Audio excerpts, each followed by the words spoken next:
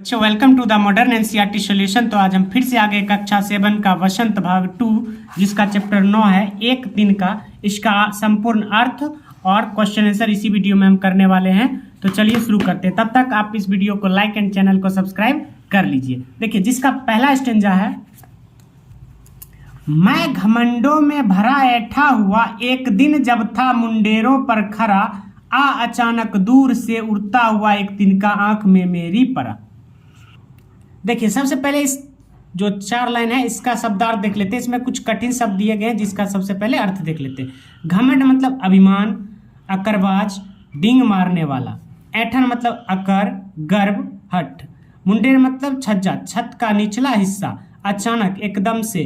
तिनका मतलब सूखे घास का छोटा सा हिस्सा। देखिए, पहला स्टेंजा क्या है, मैं घमंडों में भरा ऐठा हुआ, एक दिन जब था मुंडेर पर खरा, आ अचानक दूर से उड़ता हुआ एक तिनका आंख में मेरी पड़ा। देखिए, इसका भावार्थ देखते हैं, यानी कि अर्थ हम लोग समझते हैं। सबसे पहले, जीवन में कभी भी किसी चीज पर घमंड नहीं करना चाहिए।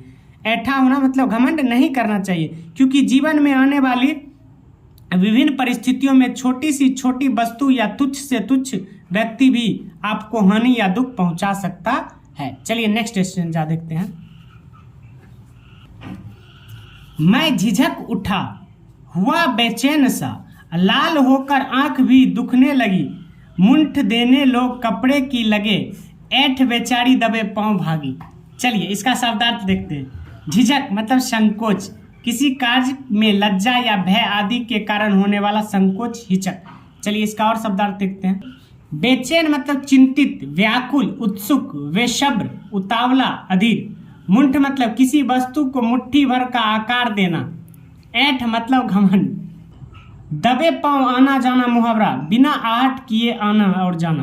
भावार्थ, जीवन में घमंड ही आपके दुख का सबसे बड़ा कारण होता है, और घमंड के चले जाने पर ही आपको मन की शांति प्राप्त हो सकती है। आपके मन को शांति प्राप्त हो सकती है, अन्यथा नहीं। चलिए तीसरा स्टेंजा देखते हैं। जब किसी ढब से निकल तिनका गया, तब समझना ने यो तुझे ताना दिए, ऐठता तू किस लिए इतना रहा, एक तिनका है बहुत तेरे लिए। देखिए शब्दार्थ, ढब मतलब ढंग, तरीका, कोई कार्य करने का विशेष प्रक्रिया, युक्ति, उपाय। यो मतलब इस प्रकार, ताने व्यंग्यपूर्ण वाक्य, बुरा भला कहना, निंदा करना। भावार्थ देखिए, व्यक्ति कितना भी ताकतवर हो जाए, कितना भी धनी हो जाए, उसे घमंड नहीं करना चाहिए। जिंदगी में कभी भी अपने किसी हुनर पर घमंड नहीं करना चाहिए, क्योंकि पत्थर जब पानी में गिरता है तो पानी ही वजन से डूब जाता है। चलिए इसका क्वेश्चन आंसर की ओर बढ़ते हैं। चलिए क्वेश्चन आंसर की ओर चलते हैं कविता से। नीचे दी गई कविता में पंक्तियों को सामान्य वाक्य में बदलिए। सबसे पहला, एक दिन जब मैं मुंडेर पर खड़ा था। इसका आंसर भी हो जाएगा, एक दिन जब मैं मुंडेर पर खड़ा था। चलिए नेक्स्ट है ख नंबर, लाल होकर आंख भी झुके लगी। लाल होकर मेरी आंख भी झुकने लगी। बेचारा दबे पांव भागा, वह बेचारा दबे पांव भाग गया। जब किसी तरह से निकला तिनका गया, जब किसी तरह से वह तिनका निकल गया। चलिए क्वेश्चन आंसर की ओर बढ़ते हैं। देखिए 2 नंबर क्वेश्चन क्या है, एक तिनका कविता में किस घटना को चर्चा की गई है जिसमें घमंड नहीं करने का संदेश मिलता है। एक तिनका कविता में कवि ने उस घटना का जिक्र किया है जब आंखों में एक तिनका गिर जाता है और उसकी आंख लाल हो जाती है, जिससे उससे समझ में आता है कि किसी भी चीज़ पर घमंड नहीं करना चाहिए। इस घटना से हमें यह संदेश मिलता है कि जीवन में छोटी छोटी चीज़ें भी कभी कभी हमारे घमंड को मिटा सकती है। चलिए नेक्स्ट 3 नंबर, आंख में तिनका पड़ने के बाद घमंडी की क्या दशा हुई। आंख में तिनका पड़ने के बाद घमंडी की आंख में जलन और दर्द होने लगता है और वह बेचैन हो जाता है। उसकी आंख लाल हो जाती है और उसे एहसास होता है कि एक छोटे से तिनके ने उसे परेशान कर दिया, जो उसके घमंड को खत्म कर देता है। चलिए नेक्स्ट क्वेश्चन की ओर चलते हैं। घमंडी की आंख से तिनका निकालने के लिए उसके आसपास लोगों ने क्या किया।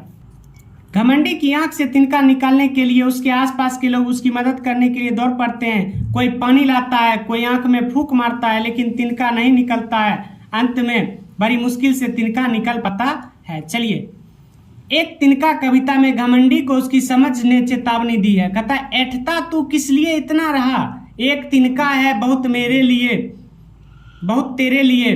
इसी प्रकार की चेतावनी कबीर ने भी दी थी। तिनका कबहू न निंदिए जो पांव तले होए, और कबहू उड़ी आंखन परे पीर घनेरी होए। इन दोनों में क्या समानता और क्या अंतर है? देखिए, दोनों कविताओं में समानता यह है कि दोनों कविताओं ने घमंड और अहंकार को नकारा है और छोटे छोटे तिनकों या चीजों से सीखने का संदेश दिया है। अंतर यह है कि एक तिनका कवि ने तिनके से घमंडी को सबक सिखाने की बात की है, जबकि कबीर ने तिनके की निंदा ना करने और उसे निचले दर्जे में रखने की बावजूद उसकी महत्ता को समझाने का प्रयास किया है।